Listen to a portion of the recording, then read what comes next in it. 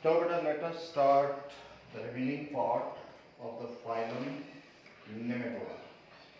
चलिए हम phylum Nematoda का जो अगला भाग है हम उसको कंप्लीट करते हैं। तो हमने कहाँ तक कैरेक्टरिस्टिक किए थे? हमने किए थे अप टू बॉडी वॉल तक किए थे। phylum Nematoda राउंड वर्म्स हमने इसके कुछ कैरेक्टर्स किए थे। ठीक है, हमने ये कहा था इसमें सीडोसिलोम होता है या बायलेटरली सिमेट्रिकल टेट्रोब्लास्टिक है, organ system level of organisation है। हमने ये सारे पॉइंट्स किए थे। हमने ये भी कहा था कि माउथ इंटीरियर होता है ना, और हमने कहा था अपेंडेजेस नहीं होते हैं, हालांकि इसके पास स्पिक्यूल्स वगैरह होते हैं, कुछ सेंसरी स्ट्रक्चर्स होते हैं। तो अब हम जरा डिटेल में देखते हैं कि क्या क्या हमने पढ़ा था और क्या चाहिए हमें। देखो नेक्स्ट पॉइंट आ जाता है, it is the part 2, last part, it is digestive system. देखो जब हम डाइजेस्टिव सिस्टम की बात करते हैं तो एक चीज याद रखिएगा, जो मेन पॉइंट आपने लिखना ही लिखना है, जो मेन पॉइंट आपने लिखना है, digestive system is complete. Complete का मतलब क्या है? कंप्लीट का मतलब है कि इसके पास माउथ भी है और एनस भी है। Let us draw it. ये देखिए, ये हमारे पास माउथ भी है, ठीक है, ये हम ड्रॉ कर देते हैं मेल जिसका कर्वेचर होता है, ठीक है। तो इसका देखो माउथ भी है और यहां पर इसके क्लोकल एपर्चर होता है। एनस की जगह इसके पास क्या होता है? क्लोकल एपर्चर होता है। तो क्लोका भी क्या है, ये बेसिकली हम बाद में देखेंगे। ये एक स्पेस है जो एनस का काम करती है। It is not anus but it works like anus. तो इसको भी हम क्या कहते हैं? क्लोकल एपर्चर कहते हैं। चलिए हम यहां लिख देते हैं, अब थोड़ा सा लेबल करना शुरू कर दे। This is cloaca and this is mouth. साथ साथ हम लेबल भी करते जाएंगे। इसी तरह से अगर फीमेल बॉडी देखें तो फीमेल बॉडी में भी क्या है, आप जानते हैं, हमने कल हम स्ट्रक्चर ड्रॉ कर रहे थे। दिस इज द माउथ और इसके बाद इसकी बॉडी क्या है? टेपरिंग है, लंबी है, थोड़ी सी मेल से बड़ी होती है और टेपरिंग है। इसके अलावा यहां पर क्या है? इसके पास यहां पर देयर इज एक्सक्रीटरी होल और यहां पर इसके होती है एनस। ये कुछ स्ट्रक्चर्स हैं, हम अभी ड्रॉ करेंगे। और यहां पर भी इसके पास एक स्ट्रक्चर होता है, ये इस तरह से। तो देखो इसको कंप्लीट क्यों कहा गया? क्योंकि यहां पर भाई देखो माउथ भी है, एनस भी है। तो बॉडी प्लान क्या हुआ? बॉडी प्लान है tube with in tube body plan. देखो ये भी याद रखिएगा, ये पॉइंट बहुत ही इंपॉर्टेंट है। इसके अलावा यहां पर अगर माउथ प्रेजेंट है तो माउथ के पास क्या होते हैं? There are certain structures, labial palps होते हैं। There are, let us write down here, labial palps है। और ये कितने होते हैं? 3। अब वहां जाने की जरूरत नहीं है, कौन कौन से हैं? 3 होते हैं। इसके अलावा फेरेंक्स इज प्रेजेंट। देखिए फेरेंक्स भी है, ऑइसोफेगस भी होती है इसके पास, and intestine is also present.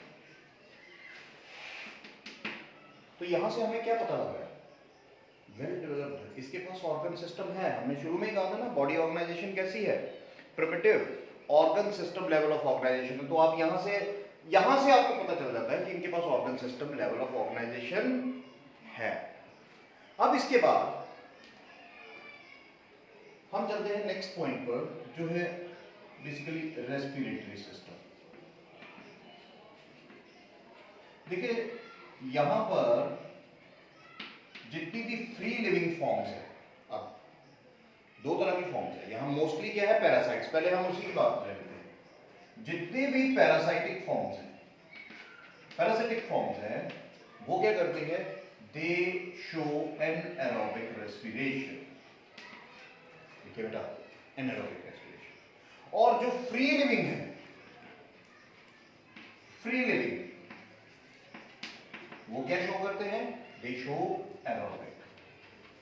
लेकिन अगर इसमें हम बात करें, अगर आपको ये कोई पूछता है द मेन रेस्पिरेटरी मोड क्या है, दैट इज एनारोबिक, क्योंकि most of them are parasites, endoparasites है, most of them are endoparasites. तो इसीलिए, एंड रेस्पिरेशन कैसे होती है, it is through the general surface of the body, इसकी बॉडी से, general surface of the body, कोई स्पेशलाइज्ड ऑर्गन्स नहीं होते। Then comes the circulatory system. देखो, जब हम इस सिस्टम की बात करते हैं तो कोई स्पेशलाइज्ड यहाँ सर्कुलेटरी सिस्टम नहीं है। सर्कुलेशन किसके थ्रू होती है, through hydrolymph. Hydrolymph helps in the circulation of materials. जो इसके बीच में जो वो सीडोसिलोम है, वो सिलोमिक कैविटी में फ्लूइड पड़ा है, जो हमने कहा था दैट इज द हाइड्रोलिम्फ। और हाइड्रोलिम्फ के बीच में क्या है, it helps in the circulation of materials. So no, अब ऐसा भी हम कह सकते हैं the circulatory system is underdeveloped, क्योंकि हार्ट वगैरह तो है नहीं, तो इसलिए अंडर डेवलप्ड ही कहेंगे, या हम ऐसा कह सकते हैं हाइड्रोलिम्फ की मदद से इनकी सर्कुलेशन होती है। अब उसके बाद जब हम बात करते हैं एक्सक्रीटरी सिस्टम की, है ना, एक्सक्रीटरी सिस्टम हमने अभी नहीं बोला, तो चलिए एक्सक्रीटरी सिस्टम की बात कर लेते हैं। देखो बेटा, एक्सक्रीटरी सिस्टम में यहां पर स्पेशलाइज्ड सेल्स आते हैं, जिनको हम बोलते हैं इंट्रासेलुलर ग्लैंड्स, और इंट्रासेलुलर ग्लैंड्स या प्रोटोनेफ्रिडिया, ये याद रखिएगा। Specialised structures which help in excretion of the materials are protonephridia और intracellular glands। इन्हें क्या कहा जाता है, intracellular glands। लेकिन नाम ये याद रखिए, ये ज्यादा पॉपुलर है और ज्यादा एग्जाम में पूछा जाता है, प्रोटोनेफ्रिडिया।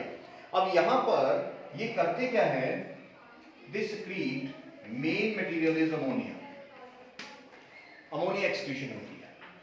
और यहां पर क्या है, आपको यहां पर कुछ एक्स्ट्रा स्ट्रक्चर दिखाई देगा, and this extra structure is excretory pore. Excretory pore हमें दिखाई दे रहा है, ये this is excretory pore. Male और फीमेल में दोनों में होता है, तो इससे भी ये एक्सक्रीशन करते हैं, पर मेनली यही क्लोका से और एनस से। अब देखो, एक चीज और मैं बता दूं, Ascaris, one very important MCQ मैं यहां पे कर देता हूं। देखिए, एस्केरिस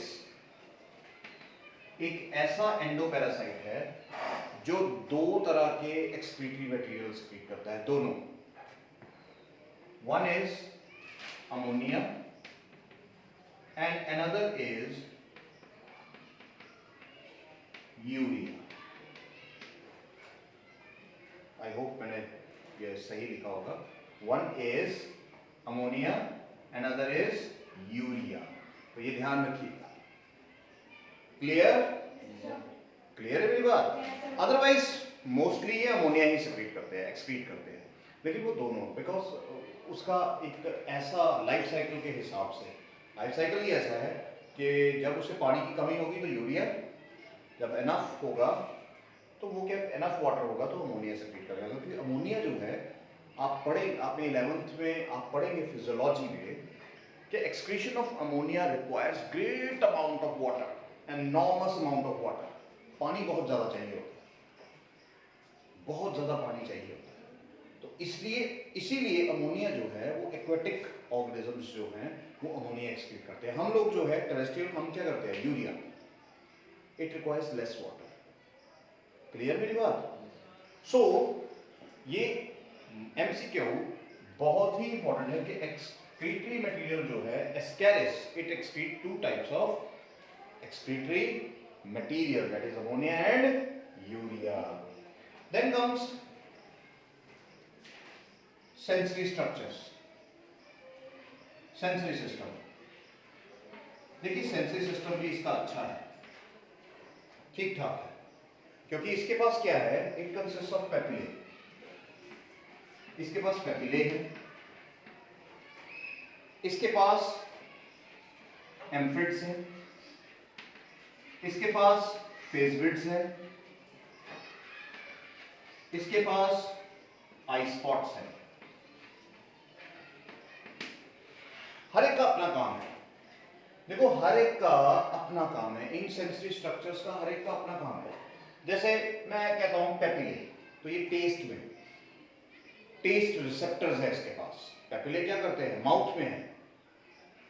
इसी माउथ के पास जब आप स्ट्रक्चर देखो ना हायर लेवल में, ग्रेजुएशन वाले जो बच्चे पढ़ते हैं वो पढ़ते हैं invertebrate phylums, invertebrate life cycles. तो वहां आप अगर पढ़ो तो आपको पता लगेगा कि यहां पर 3 लेबियल पेपिले होते हैं, एक ऊपर और 2 नीचे. अंडरस्टूड? एक ऊपर होता है ऐसे और 2 साइडों पर होते हैं, वेंट्रल साइड पे. तो वहां हमने नहीं जाना है, पर ये पेपिले टेस्ट में हेल्प करते हैं. एम्फिड्स जो है ये बेसिकली ऑल्फैक्टरी, सूंघने. अंडरस्टूड? ऑल्फैक्टरी रिसेप्टर्स होते हैं, सेंस ऑफ स्मेल. फेसविड्स ये सिक्रीशंस करते हैं, they are glandular secretions. And eye spots photosensitive. तो देखो इनके पास सेंसरी स्ट्रक्चर्स हैं. और जब हम इनके नर्वस सिस्टम की बात करते हैं बेटा, चलिए अब हम नर्वस सिस्टम ले लेते हैं. तो जब हम नर्वस सिस्टम की बात करते हैं तो नर्वस सिस्टम में क्या है, it consist of circumpharyngeal ring like structure. इसके पास क्या है, एक rounded circumpharyngeal ring having nerve cords, having nerve cords and nerves. और ये सारी की सारी एक रिंग है, और वो कहां है, फेरेंक्स के पास. फेरेंक्स के आजू बाजू एक रिंग बनी हुई है. किसकी रिंग बनी है, नर्व्स की, गैंग्लिया की. बहुत सारे गैंग्लिया है. गैंग्लिया क्या होता है, collection of nerve cells form ganglia. तो यहां क्या है, सर्कमफेरेंजियल रिंग है. फेरेंक्स के पास एक सर्कमफेरेंजियल रिंग है जिसने पूरे एरिया को कवर रखा है. और वो क्या कर रही है, उसके पास क्या है, नर्व कॉर्ड्स भी हैं और नर्व्स भी हैं. और ये सारी नर्व कॉर्ड्स और नर्व्स किससे कनेक्टेड है, कनेक्टेड बाय कमीशस and connectives.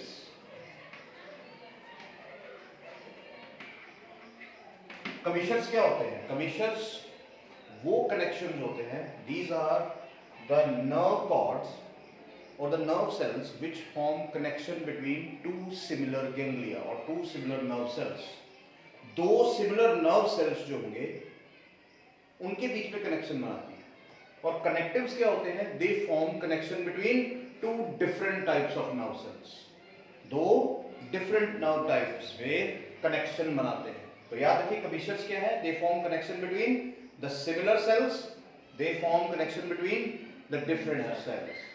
तो ये क्या करते हैं, ये सारा हमारा जो सेंसरी सिस्टम है इस नेमेटोड्स का वो बनाया जाता है. तो नर्वस सिस्टम इज वेल अच्छा नर्वस सिस्टम है.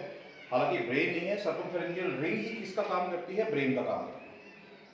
किसका काम कर रही है, ब्रेन का काम कर रही है. और आगे नर्व कॉर्ड्स और नर्व्स है जो कनेक्टेड.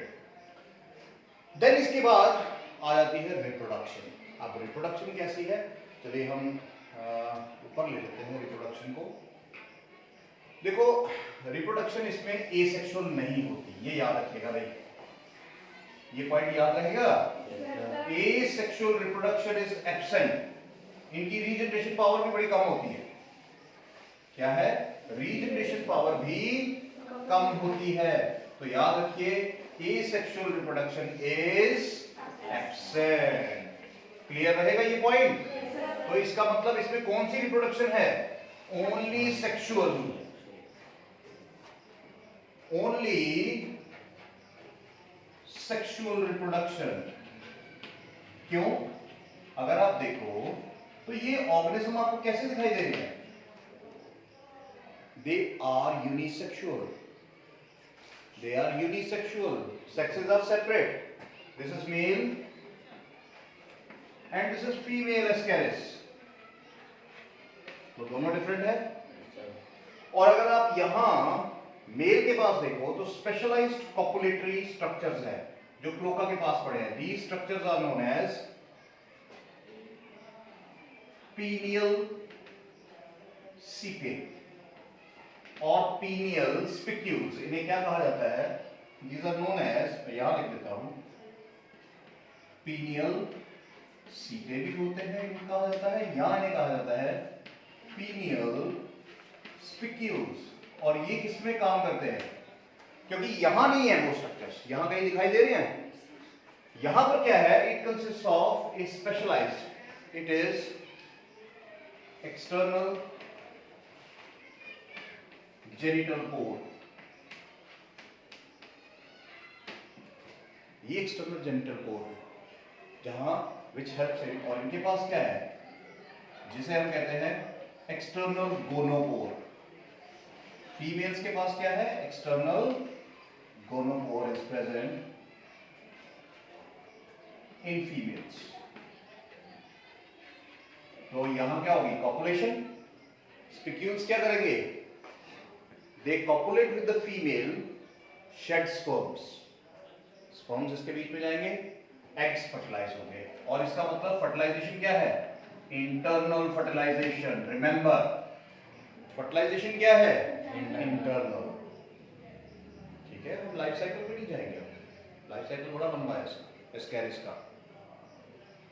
So यहां पर क्या है? ये चीज आपने याद रखनी, इंटरनल फर्टिलाइजेशन है, सेक्सुअल रिप्रोडक्शन है, स्पेशलाइज्ड कॉपुलेटरी ऑर्गन्स है इन मेल्स। मेल्स के पास क्या है? मैं यहाँ, ये मेल्स का निशान है और ये फीमेल्स का। मेल्स पे क्या है? पीनियल सीटे और स्पिक्यूल्स यहाँ दिखाई दे रहे हैं।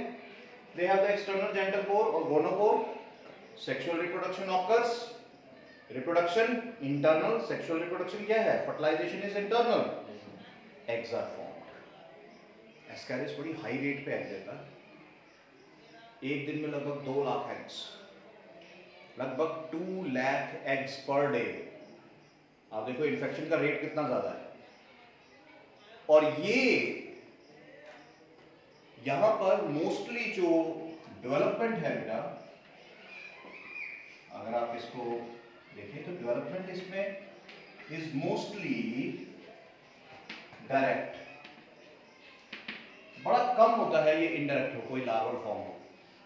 हालांकि एस्कैरिस में देखा जाए तो लार्वल फॉर्म आती है जिसे हम जुवेनाइल फॉर्म कहते हैं, रेबिटरी फॉर्म भी आती है। There is a form of larva known as rhabditiform, larva कह सकते हो आप, ये आती है। फिर उसके बाद there is a formation of juvenile stage, ये इन्फेक्टेड स्टेज होती है, इसे हम इन्फेक्टेड स्टेज कहते हैं। यहां पर ये इन्फेक्शन कॉज करता है, और इन्फेक्शन कॉज करके ये एस्कैरिस क्या कॉज करता है? It causes एस्कैरियोसिस।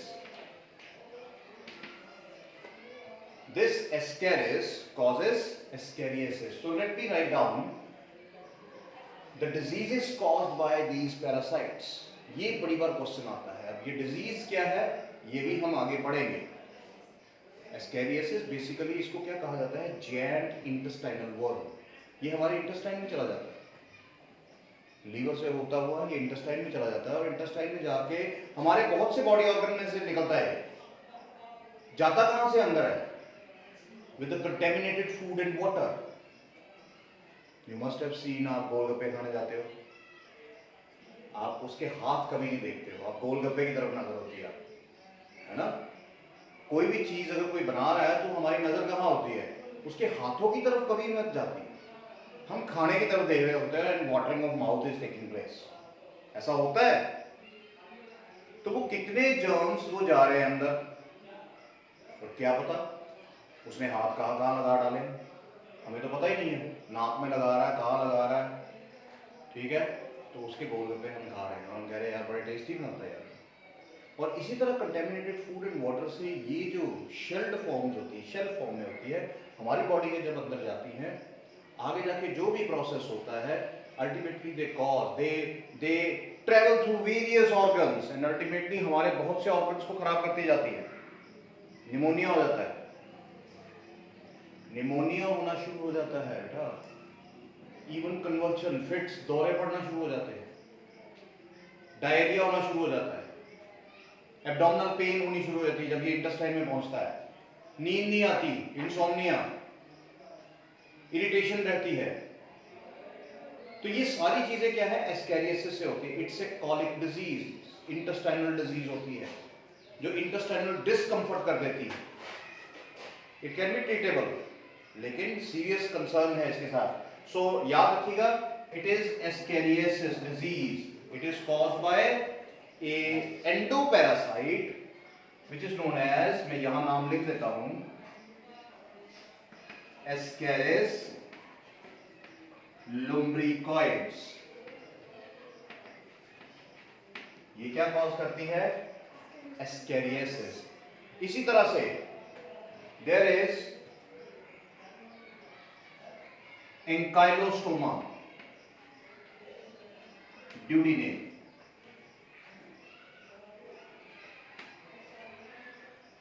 ये भी क्या कॉज करती है, it is also a monogenetic parasite, endoparasite है स्मॉल इंटेस्टाइन का।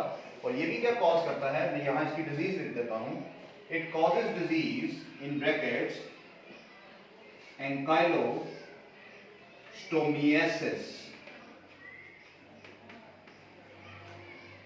एंकाइलोस्टोमियासिस। और ये डिजीज क्या है, ये डिजीज भी डेंजरस है। डेंजरस क्यों है, क्योंकि देखो, it causes abdominal pain, it causes anaemia, it causes constipation. तो क्या हो रहा है, इंटेस्टाइनल डिजीज ही है। अगर कॉन्स्टिपेशन हो रही है, अगर डायरिया हो रहा है, अगर आपको इंसोम्निया हो रहा है, अगर आपको एब्डोमिनल पेन हो रही है, अगर आपको इयोसिनोफिलिया हो रहा है, तो वो क्या है सारा, इट इज ऑल।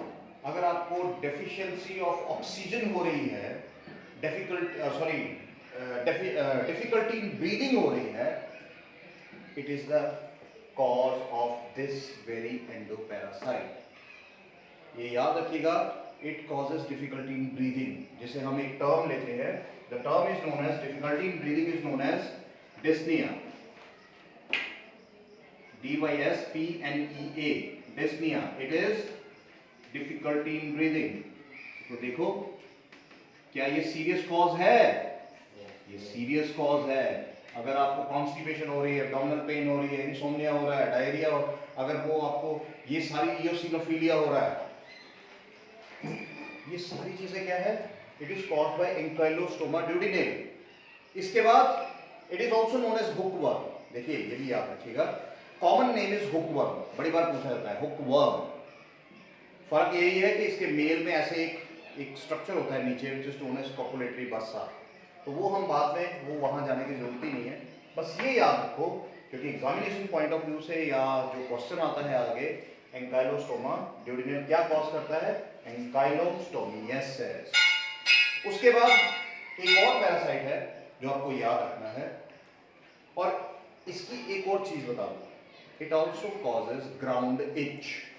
ये मैं एक और इसका, it also causes ground etch.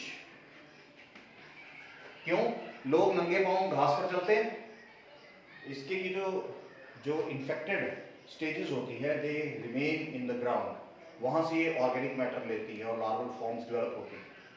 तो ये करते हैं, जब लोग नंगे पांव चलते हैं ना, कि नंगे पांव भाई ओंस पे चलना चाहिए, तो ये पैर में से, स्किन में से अंदर चले जाते हैं और पैरों में खारिश होना शुरू होती है।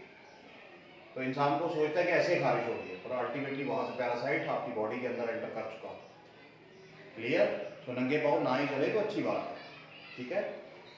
अब उसके बाद एक और बड़ा इंपॉर्टेंट जो मैं आपको बताना चाहता हूँ, दैट इज जो बहुत बार एग्जामिनेशंस में पूछा जाता है, Wuchereria Bancrofti, which is known as filarial worm. Filarial worm, और ये क्या कॉज करता है? It causes filariasis, और इसे हम कहते हैं elephantiasis। और इसमें होता क्या है? It is the blockage of lymph vessels, blockage of lymph vessels, और उससे क्या हो जाता है? swelling, edema, swelling होनी शुरू हो जाती है, और खास तौर पे लोअर पोर्शन में स्किन हार्ड हो जाती है। अंडरस्टूड? और मोस्टली ये लोअर पोर्शन में होती है। फीमेल्स में ब्रेस्ट में हो जाती है, उसमें स्वेलिंग हो जाती है। मेल्स में स्क्रोटम, टेस्टिकुलर एरिया में हो जाती है, इन लेग्स हो जाती है। So it is quite dangerous. So it is, और ये जो पैरासाइट है इट इज डाइजेनेटिक। याद रखिए इसके दो होस्ट होते हैं। मोनोजेनेटिक क्या है? जिसमें एक होस्ट है। अभी तक जो आपने पढ़े इनके एक ही होस्ट है, मोनोजेनेटिक, एक होस्ट ह्यूमन। लेकिन ये जो है it has two hosts. Primary host is man and secondary host is, note down, Culex mosquito. It is the Culex mosquito. याद रखिएगा।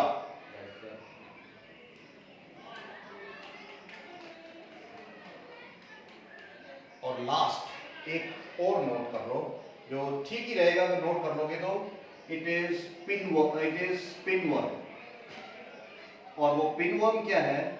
It is Enterobius vermicularis. Enterobius वर्मिकुलरिस,